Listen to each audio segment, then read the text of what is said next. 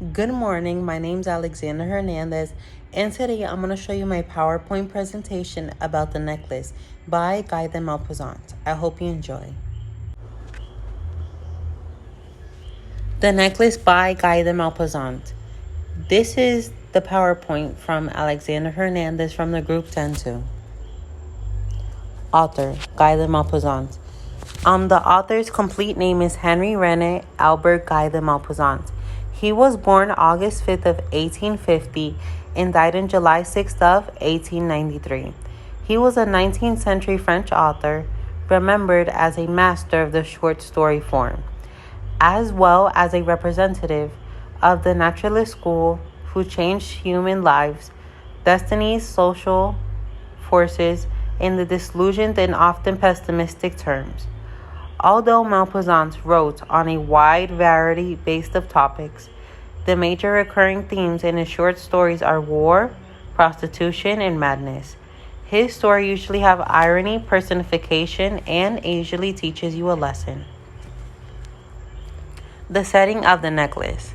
The setting of the necklace is that it takes place in Paris, France, almost at the end of the 19th century.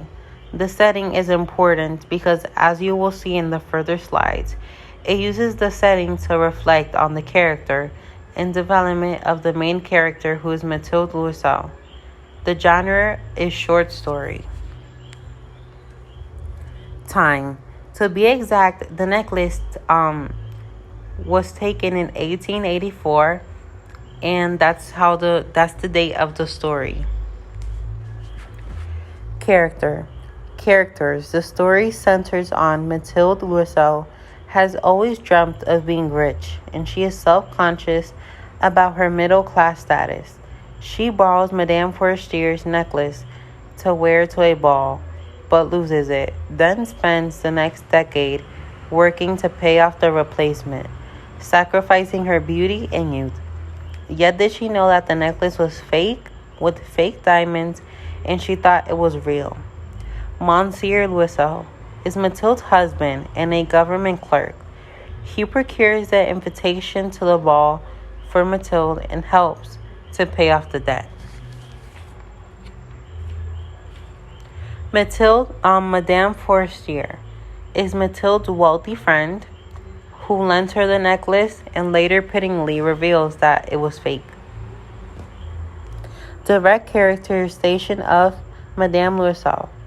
Direct characterization occurs when the reader is told what a character is like or describes what she thinks about the character. The necklace, Madame Loisel, is a very pretty, charming young woman. The minor characters are the first jeweler. The first jeweler's name is on the box of the lost necklace.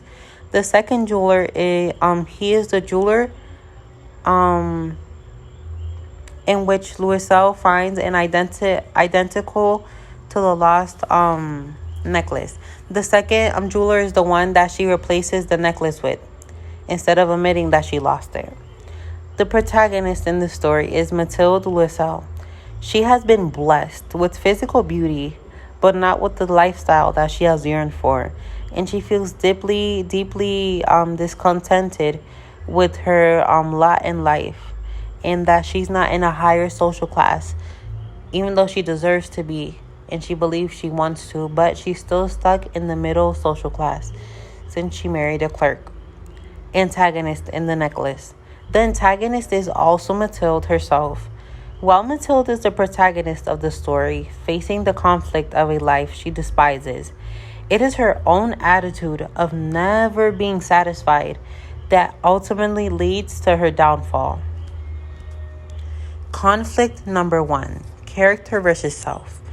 Mathilde believes she belongs in a higher social class, and she is ashamed she is in a middle social class after marrying a clerk. This type of conflict is character versus self. Internal conflict, because it shows she changes to believing she belongs in a higher social class to eventually accepting it. The evidence to this is that she let herself be married to a clerk. She suffered a lot, feeling herself born for all the luxuries in life.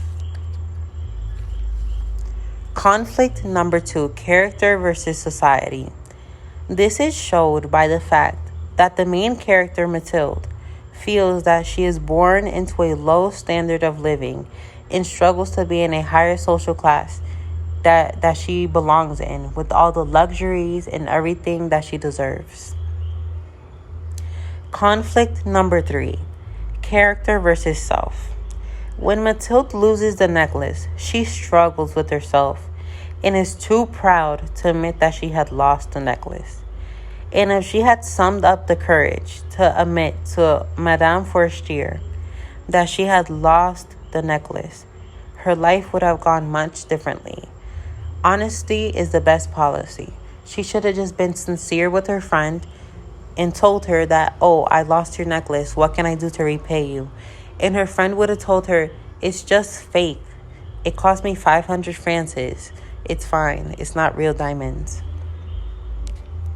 The exposition of this story is that one day her husband comes home with tickets to attend a very affluent party, and she is excited to attend but upset that she will look cloudy. She didn't think she was sustainable to go and passed, but her husband did what he had to do, and she ended up going.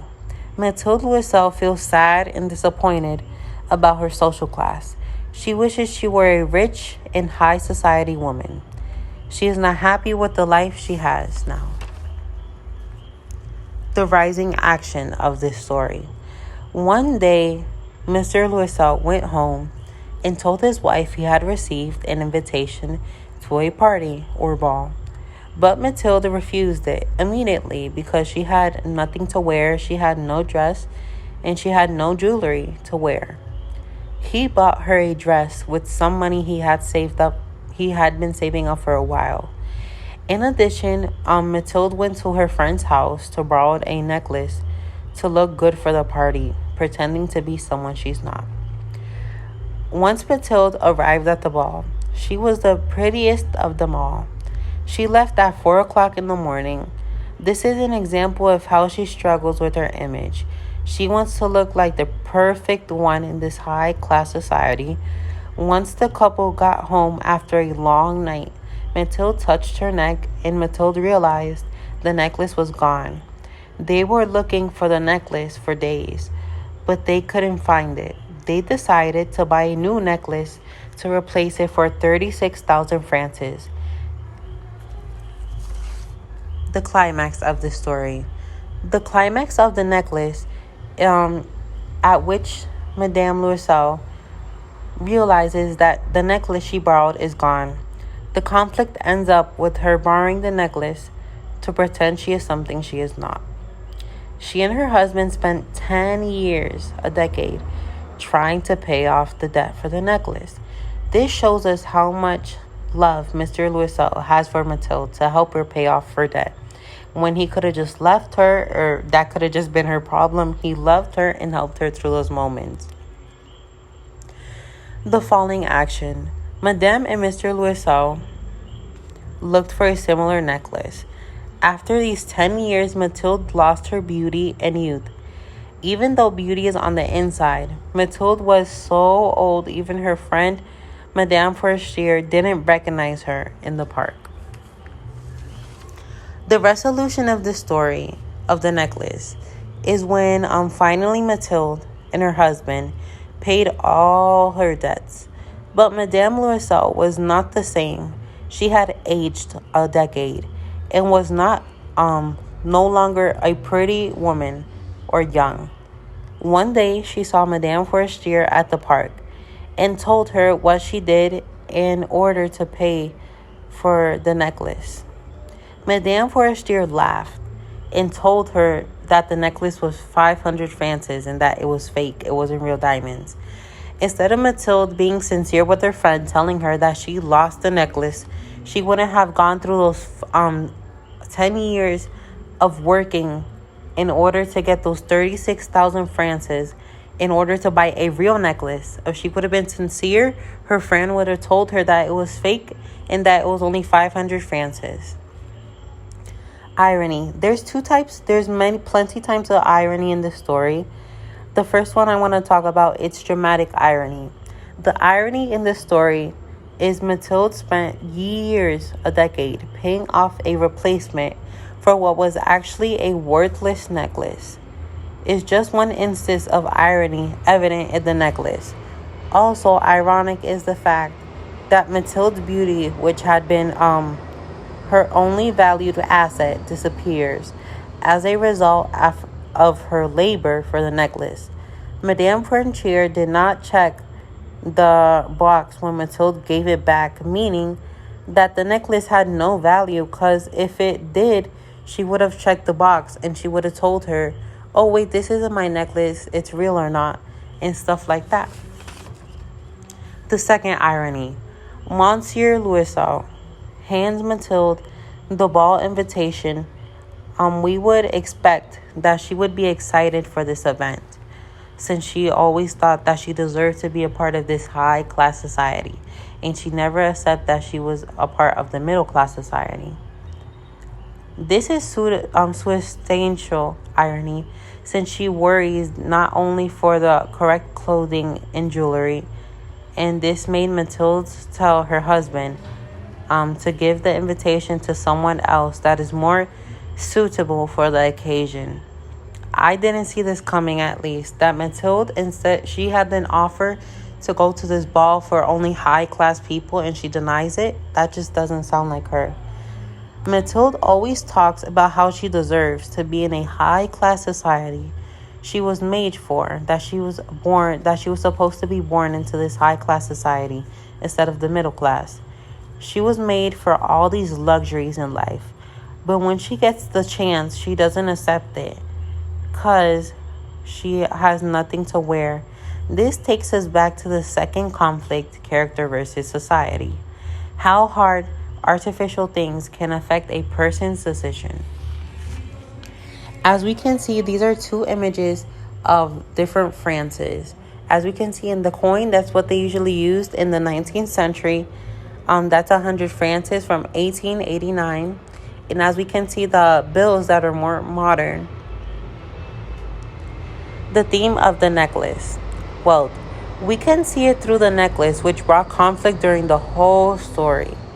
Suffering. Mathilde suffers always over the circumstances of her life, of how she lives. She also suffers when she loses the necklace. Cred. This can be related to all those things Mathilde wanted but knew she could not have. Pride. It is pride that prevents Mathilde and her husband from admitting they've lost an expensive necklace. Instead of Mathilde being sincere with her friend and telling her that she lost the necklace, her friend would have told her that it was fake, and she wouldn't have been gone through all those years of work trying to pay off something that wasn't even real after all. The narrator's point of view. The narrator's point of view is in third person. The text evidence is she was one of those pretty and charming girls who are sometimes, as if by mistake of destiny, born in a family of clerks. My opinion is that Mathilde, she should have been honest with her friend so she didn't have to suffer. And also, she shouldn't have put her husband through all that. Even though love is love, right? And I believe that she could have been honest to her friend and she wouldn't have gone through all of the things that she had to go through. That's all for my presentation. I really hope you enjoyed it. And that's all for my part. Thank you. Have a good day.